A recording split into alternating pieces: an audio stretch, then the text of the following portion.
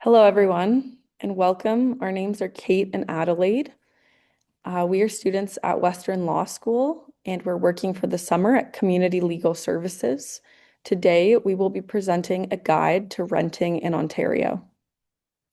We designed this presentation with new Canadians in mind to help you navigate the law around housing and landlord-tenant disputes in Ontario. We hope that this presentation will give you a better understanding of the law so that you can feel informed and protected when renting. We hope you find this guide helpful and wish you the best of luck establishing your new home in London. We will begin our presentation with an overview of key terms and definitions by Adelaide to better understand the language often used in leases and housing law. We will then move into a detailed explanation of Ontario leases and what your steps should be before you even sign one. We will explain what the standard terms of a lease are, including what is allowed and not allowed to go into one. We will discuss what your tenant rights and responsibilities are, what your landlord's responsibilities are, and explain how to terminate a lease. Finally, we will discuss evictions and landlord-tenant disputes. So I'm just going to go over some key terms that are going to come up throughout this presentation. So the first term is tenant. A tenant is the person who pays rent in return for the right to occupy a rental unit. The landlord is the owner of the rental unit who permits the tenant to occupy the unit in exchange for rent. The Landlord Tenant Board, or the LTB, is the organization that is responsible for resolving disputes between tenants and landlords. The Residential Tenancy Act, or the RTA, is the law in Ontario that sets out the rights and responsibilities of landlords and tenants. There are some living situations that are not protected by the RTA, such as hotels, trailer parks, living accommodations provided by educational institutions, so colleges or universities, and units where a kitchen or bathroom is shared with either the owner or a relative of the owner. An eviction is the legal process where a landlord can apply to remove a tenant from a unit. Rent is the amount to be paid, usually monthly, to the landlord for the right to occupy a rental unit and obtain any services or utilities that has been promised by the landlord. Termination is the ending of a lease, which can be done by the tenant, by the landlord alone, or consensually between them. Harassment is annoying or provoking comments or conduct which is known or should be known to be unwelcome. The tenancy agreement or the lease means a written, oral, or implied agreement between a tenant and a landlord for the occupation of a rental unit. Utilities usually refers to heat, electricity, and water services in a unit. Utilities may be included in the rent, or tenants may be responsible to pay these bills themselves. And finally, a deposit is an amount of money given to the landlord when a lease is signed. The landlord will typically ask for a deposit for last month's rent. So I'm going to go over some best practices while looking for housing. So these are some things you should be cautious of while in the process of looking for housing. So first, any unit that has rent that is very low is likely too good to be true. In the context of rent geared to income housing, below market rent will make sense. Otherwise, this is something to be cautious of. Some landlords may ask for a deposit to secure a unit before a lease is even signed. This should not be done. Once the landlord is given that money, it will be hard to get that money back if there is an issue that arises. And you should expect to pay a deposit when a lease is signed, but never before. It is always best to view the unit before signing a lease. A landlord could use old pictures, pictures of completely different unit, or omit pictures of damage from a listing. It is also possible that a person advertising the rental unit may not even own it, and it may be an attempt to commit fraud. So it is always best to see the unit in person to spot these issues for yourself. When paying when rent or deposit, you should never use cash. It is always best to use checks or e-transfers so there's a trace of rent being paid. You can also request a receipt from the landlord as well. You should never share your social insurance number with your landlord. There's a possibility of identity theft if this is shared. A landlord is allowed to conduct a credit check before choosing a tenant, but they should never ask you for your specific bank account number.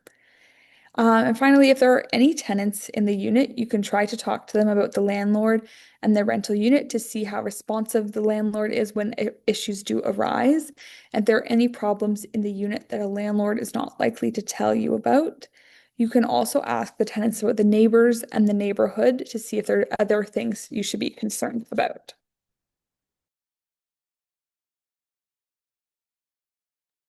I'll now briefly go over discrimination in the tenant selection process.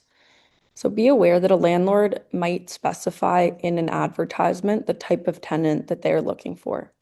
However, a person cannot be refused housing based on a protected aspect of their identity under the Ontario Human Rights Code. This means that landlords are not allowed to select tenants or deny tenants based on the tenant's race, color, ethnic background, religious beliefs or practices, ancestry, including individuals of Indigenous descent, place of origin, citizenship, including refugee status, sex, including pregnancy and gender identity, family status, marital status, disability, sexual orientation, age, or receipt of public assistance. These groups are protected under the Ontario Human Rights Commission. If you are explicitly discriminated against, you may be able to bring a claim to the Human Rights Tribunal of Ontario. If you're having other housing issues on top of discrimination, you may also prefer to bring a claim at the Landlord and Tenant Board, which can also deal with matters of discrimination. We'll now discuss more about what is a lease and what goes into one. So, as discussed earlier by Adelaide, a tenancy agreement is a written, oral, or implied agreement between a tenant and a landlord for occupancy of a rental unit. Your lease will be a written tenancy agreement that must include certain elements. All leases must follow Ontario's standard lease for rental housing. So any lease that you sign should be based on this standard document. That's mandatory for all leases signed on or after April 30th, 2018. The lease should include information about your landlord and tenant rights and responsibilities under the RTA. It should be written in language that is easy to understand. Your name should be on your lease. If your name is not on your lease, then you are considered an occupant and not actually a tenant. So you are entitled to far fewer protections. Your lease should specify how much your rent is and when it's due and how it's due. So by e-transfer, check, etc. It should specify whether or not your utilities are included. So that would include parking or other amenities. Your lease should make clear any rules or terms about the rental unit or building. For example, around smoking. However, as explained further in this presentation, not all rules and terms that a landlord may include in a lease are allowed and may not all be enforceable.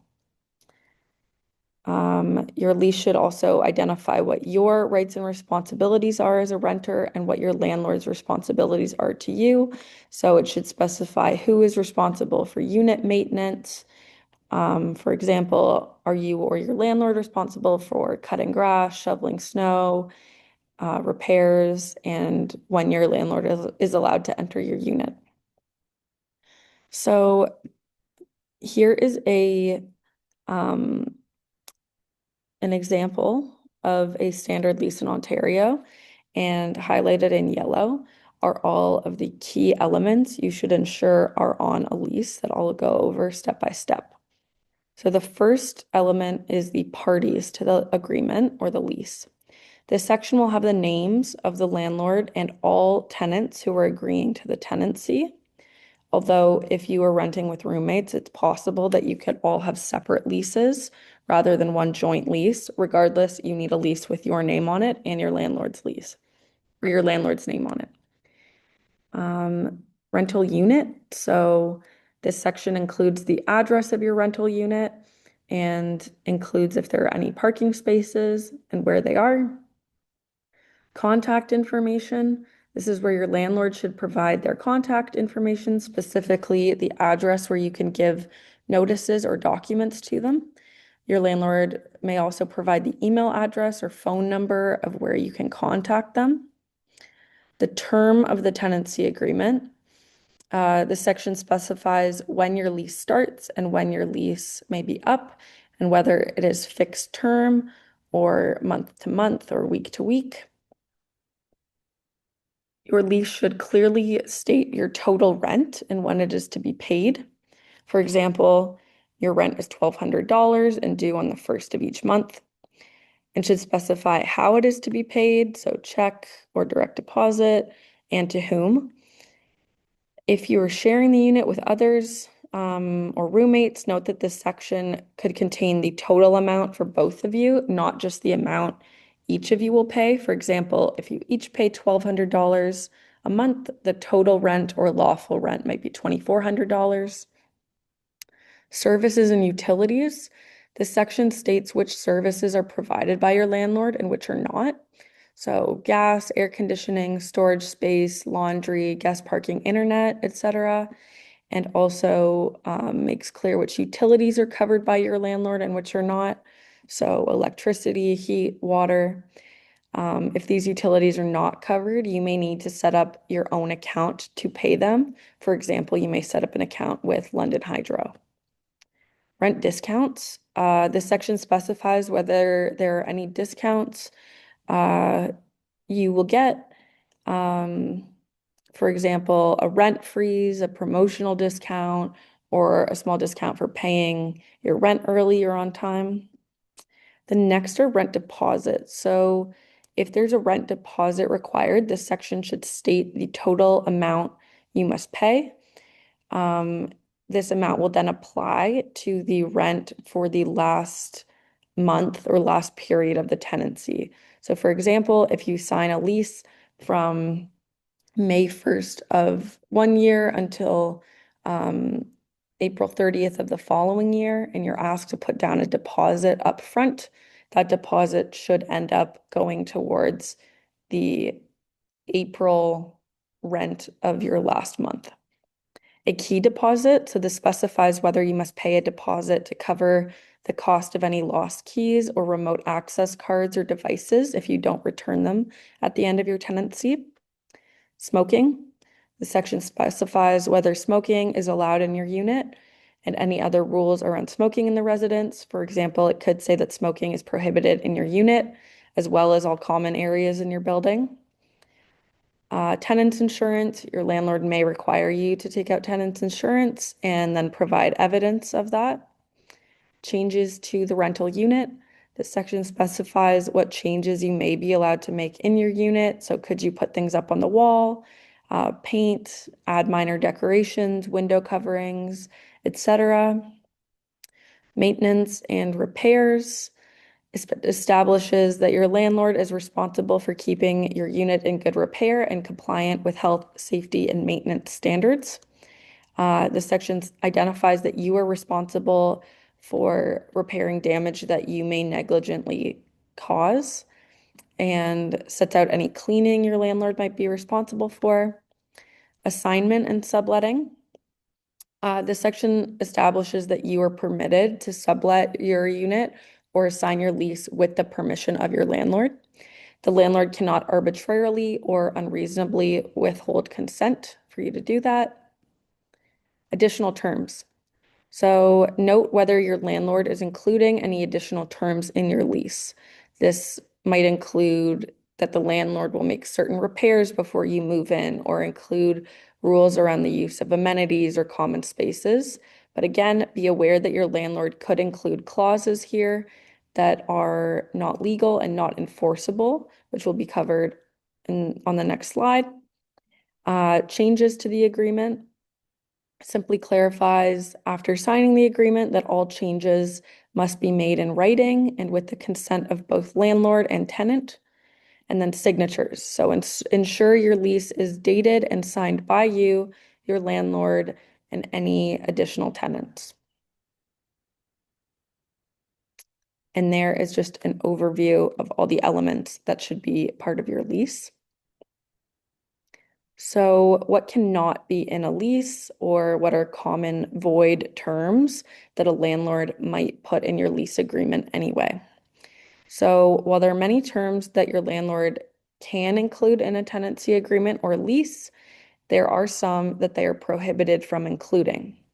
Sometimes there may be terms that are included, even if the landlord is not allowed to include them, and they can be automatically void or unenforceable, even if you've signed the lease. So here's some common ones. No pets clauses. So if you tell your landlord that you have a pet before you've signed a rental agreement or a lease, the landlord can refuse your application. However, after you've signed a lease, a landlord cannot evict you simply for having a pet, even if the lease has a no pets clause. The only reason why you could be evicted because of your pet is if the pet causes a problem, impacts the reasonable enjoyment of other tenants.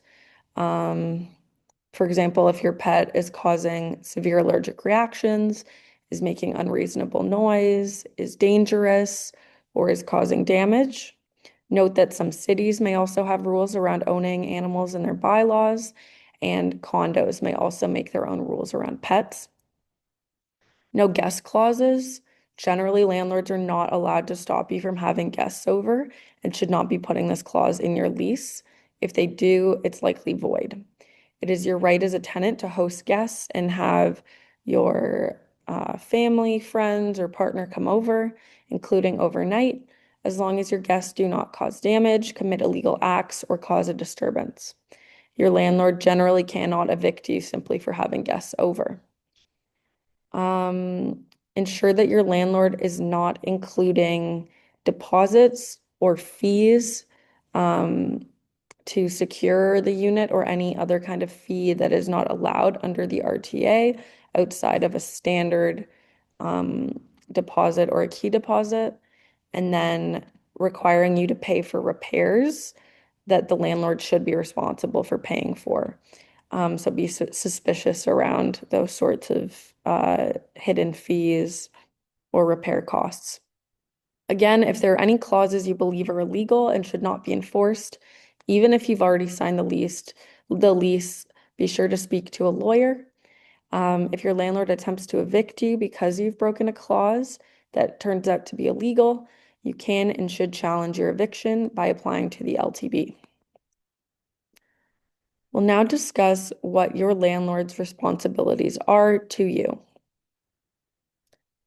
So, your landlord has a duty to repair broken appliances or damage in your unit that you did not cause. If, for example, your oven, toilet, dishwasher is broken, there's a leak, or you find damage in your unit after you move in, your landlord must fix this. They must fix it even if it was present when you moved in. Your landlord must provide vital services and make available the utilities covered in your lease, even if you still have to pay for them. So, utilities referring to heat, electricity, and water must always be functional in your unit, even if you have to pay to use them. Um, Vital services refer to what must be available to you. So hot or cold water, fuel, electricity, gas, and heat during the part of the year where it's required. Ontario has very cold winters, and cities have laws around when your heat must be on. In London, your unit must be heated to a minimum temperature of 20 degrees Celsius from the 15th of September to the 15th of June. At all other times, it must be a minimum temperature of 18 degrees Celsius. Your landlord may not interfere with your reasonable enjoyment of your unit. You are entitled to privacy and access to your spaces and services. They may not harass you, intimidate, or interfere with you in the unit. They may not change the locks on you without providing you a new key. They may not enter your unit without notifying you unless it is an emergency. and they must accommodate any disability you have up to the point of undue hardship. Your landlord must also take action if your unit has become unsafe because of pests. So if there's mice, rats, cockroaches, termites, bed bugs, they must act swiftly and take care of those. If there's environmental or air quality concerns, so asbestos, mold, lead paint, or secondhand smoke, um, those are some common environmental problems, and your landlord has a responsibility to address these issues, even if the problem is originating in another unit. Landlords are also responsible for repairing leaks, or malfunctioning HVAC systems.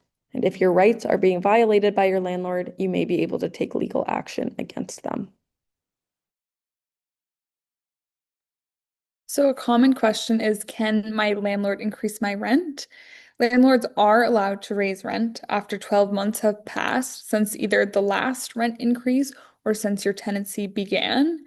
Every year, the LTB sets out the guidelines on the maximum that rent can be increased. For 2025, the maximum is a 2.5% increase in rent. And there are some situations where landlords are allowed to increase rent more than the guidelines in a given year. And to do this, they must get approval from the LTB. So if your landlord has increased your rent above the 2.5 maximum, then you can ask for proof that they have gotten permission to do so.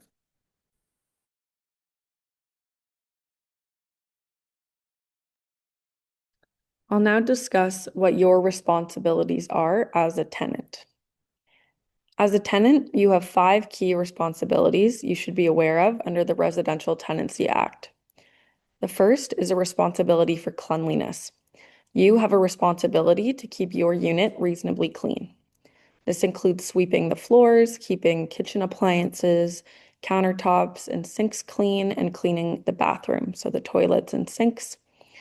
It is unlikely for you to be evicted because your unit is not clean unless a lack of cleanliness is interfering with the reasonable enjoyment of the landlord or other tenants or leading to other issues, including pests. You have a responsibility for the repair of damage if you have caused it. So generally, your landlord will be responsible for repairing damage in your unit unless the damage was caused by you or a guest being negligent. For example, if you or a guest was acting irresponsibly and put a hole in your wall, you are responsible for repairing that damage. You cannot change the locks on your unit without the explicit permission of your landlord, as they need to be able to access your unit for repairs.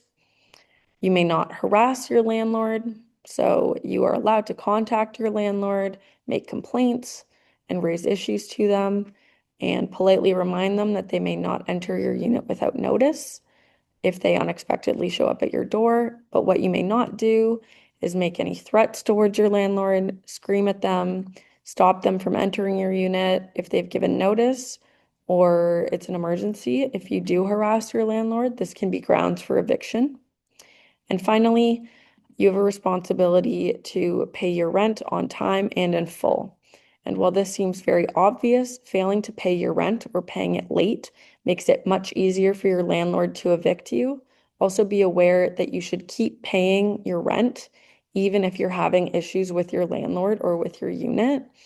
Um, while your landlord is in the process of addressing these problems, or even if they're acting slowly, it is always in your best interest to continue paying rent so you cannot be later evicted for that.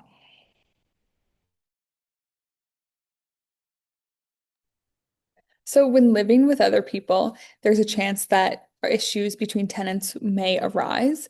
So, if you and the other tenants are on the same lease, the landlord is not able to assist in any disputes, and you will need to try and resolve your problems between tenants. In this situation, if a landlord decides to take action, it will be against all tenants, as they are not able to deal with tenants individually. If the tenants are on separate lease agreements, you can talk to your landlord and they will be able to try and resolve the problems you are experiencing. And if the landlord wants to take action against the tenant individually, they will be able to do so.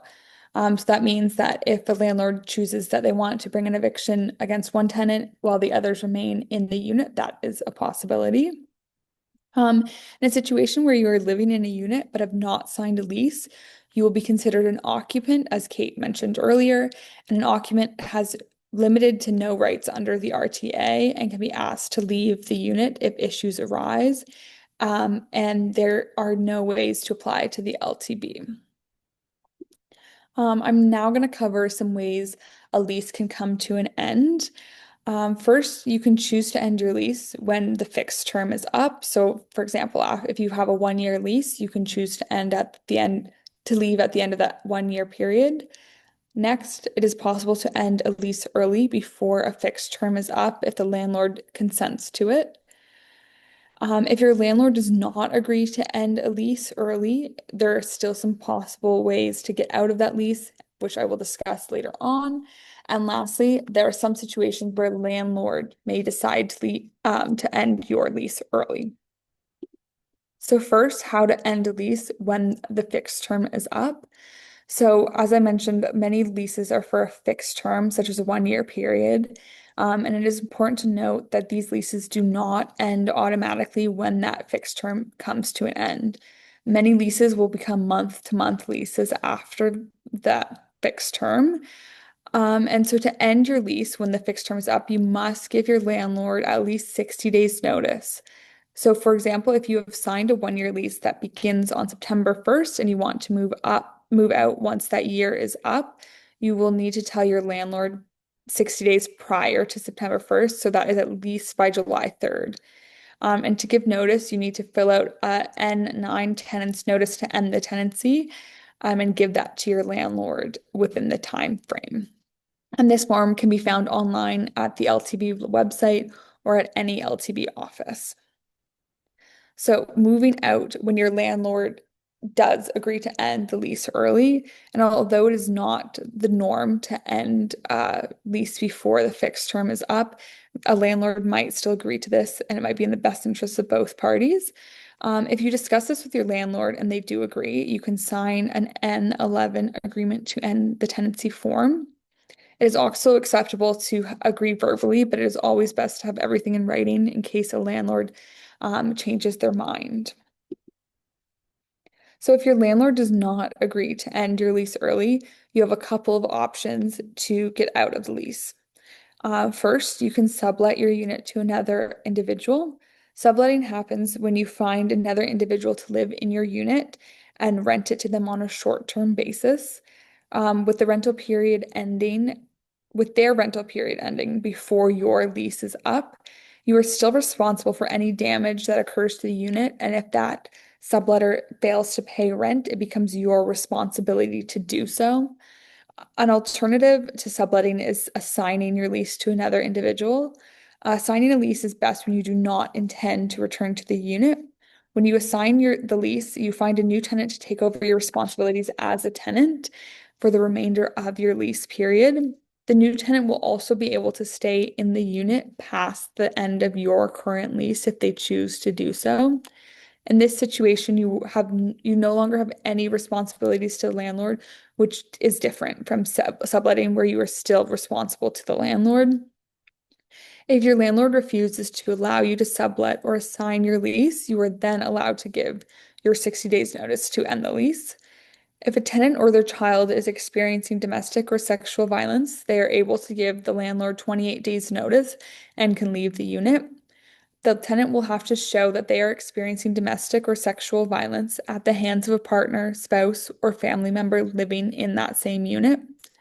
They will also have to show that if they remain in the same unit, they will be at risk of harm or injury. A tenant can fill out an N15 tenant's notice to end my tenancy because of fear of sexual or domestic violence and abuse. Next, here are some few ways that a landlord can end the tenancy on their end. The first way a landlord can choose to end a tenancy is with no fault on the tenant. This happens when a landlord wants to do major renovations on the unit that cannot be done while a tenant is living there. This is usually when a building permit is required. Um, they can also choose to end the tenancy if the landlord themselves, an immediate family member, or a caregiver wants to move into that unit. If a landlord tries to end the tenancy for either of those reasons, it is possible to challenge the eviction, which we will discuss in a few minutes. The landlord can also choose to end a tenancy for cause. This means that the landlord believes that as a tenant, you have failed to meet your responsibilities. Some common reasons why a landlord might end a tenancy for cause is if a tenant fails to pay rent in full and on time, if a tenant has caused damage to the property that they have refused to repair, if they are disturbing the use and enjoyment of the property for other tenants or the landlord themselves, and if the tenant is conducting illegal activity in the unit.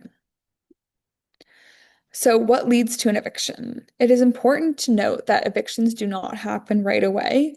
And if a landlord wants to end a lease and evict a tenant, there are multiple steps that need to be taken before a formal eviction can take place.